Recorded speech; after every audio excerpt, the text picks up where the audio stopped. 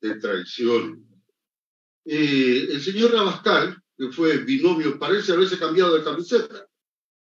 Cuidado, que hay una campaña sucia. Le sacaron una foto de hace como 4 o 5 años en que el gobierno organizó una comisión anticorrupción. El primer año, cuando Moreno todavía sorprendía a todo el mundo. Acuérdense.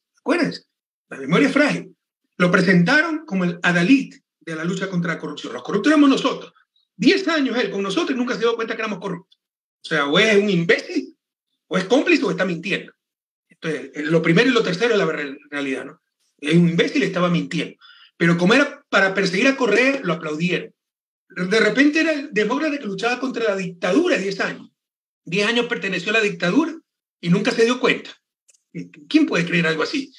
En juicios como el de Valda, hay peritos que dijeron que había una policía política para perseguir a los adversarios como en las dictaduras del Cono Sur. ¿Usted cree que un vicepresidente de la República no se va a dar cuenta que existe una policía política? Pero todo eso hicieron en la época de Moreno. Entonces, no es creíble lo que decía Moreno y lo que hacía Moreno, pero para que nos persiguiera, le permitieron todo aquello. Pero creo que no le contesté su pregunta. Si me la hace de nuevo, por favor. Sí, le decía, al parecer el señor Abascal se ha cambiado. Entonces, en esa época, cuando todo el mundo todavía estaba engañado por Moreno, tenía 80% de popularidad. Lo presentaban como el luchador contra la corrupción, el luchador contra la dictadura, y el país marchaba muy bien porque todavía marchaba por la inercia de mi gobierno, que duró 2 años, y luego todo se desbarató. No se olviden de las cosas, no se olviden de la historia. Hay que aprender del pasado. Entonces, en ese momento hicieron una comisión anticorrupción, y no sé si aceptó, pero aceptó ir a la reunión Rabascal, y está ahí Sonny Holden y le están sacando esa foto. Y luego sus comentarios de que cree que no tenemos la fuerza para ir en primera vuelta, son sus comentarios, sus criterios. Debemos todos respetar esos criterios. Yo no veo ningún problema en eso.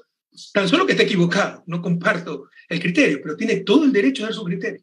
Entonces hay una campaña sucia para desprestigiar a Rabascal. No caigamos en esa trampa.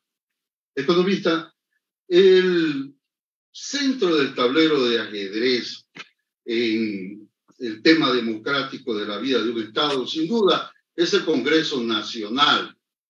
¿Cómo están las perspectivas de alcanzar la bancada de Revolución Ciudadana? ¿Cómo evoluciona la cosa? Mira, por favor, ustedes como periodistas, pero pueblo ecuatoriano, dense cuenta de lo que ha pasado.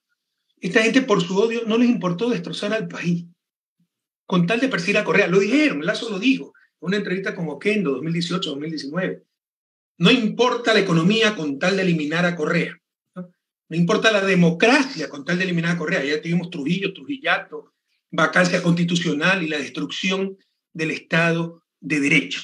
Entonces, por hacernos daño, entre otras cosas que hicieron, cambiaron el método de asignación de escaños de la Asamblea.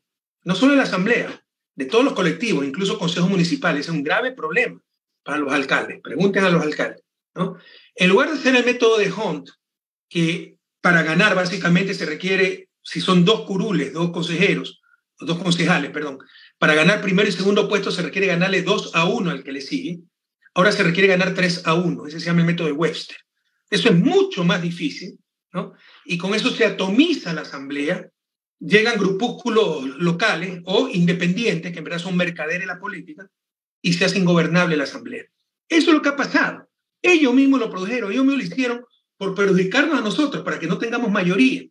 Y no les importó destrozar el país, atomizar la asamblea, y hoy se rasgan las vestiduras.